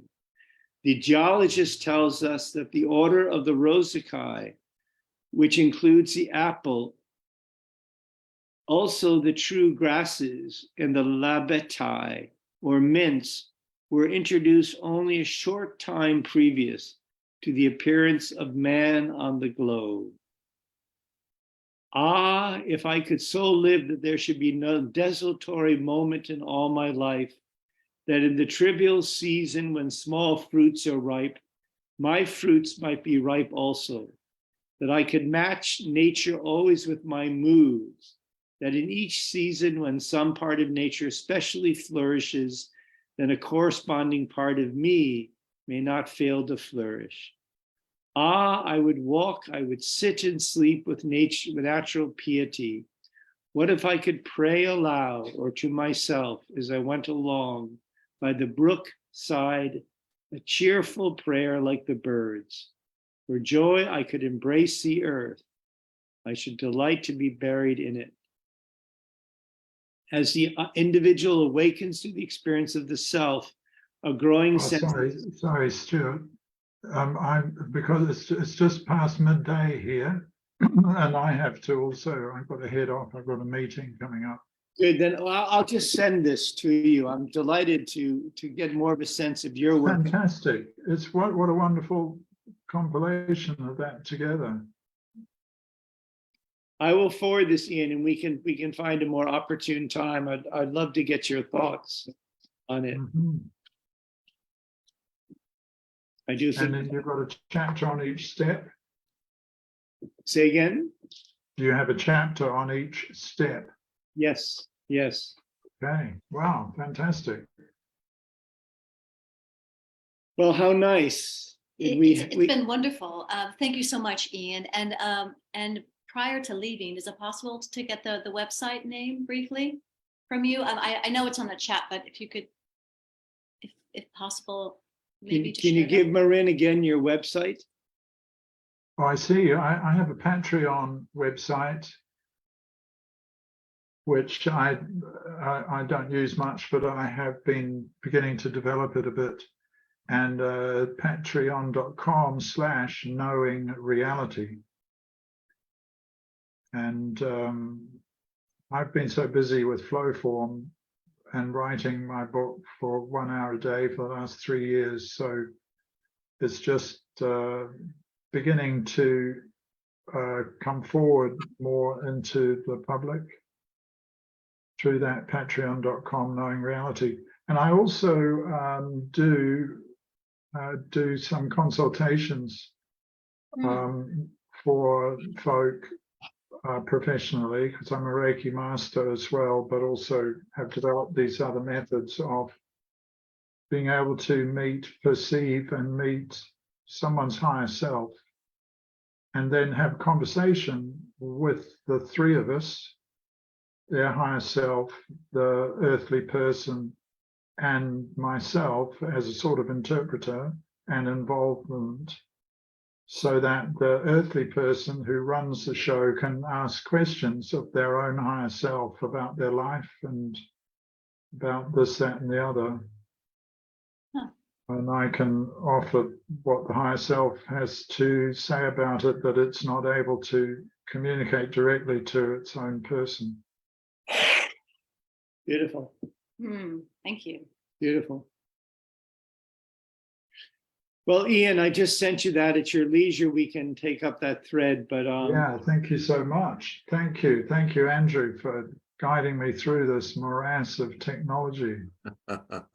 My pleasure, and it's been enlightening and well worth the journey. Thank you so much, Ian. Yeah, my pleasure too.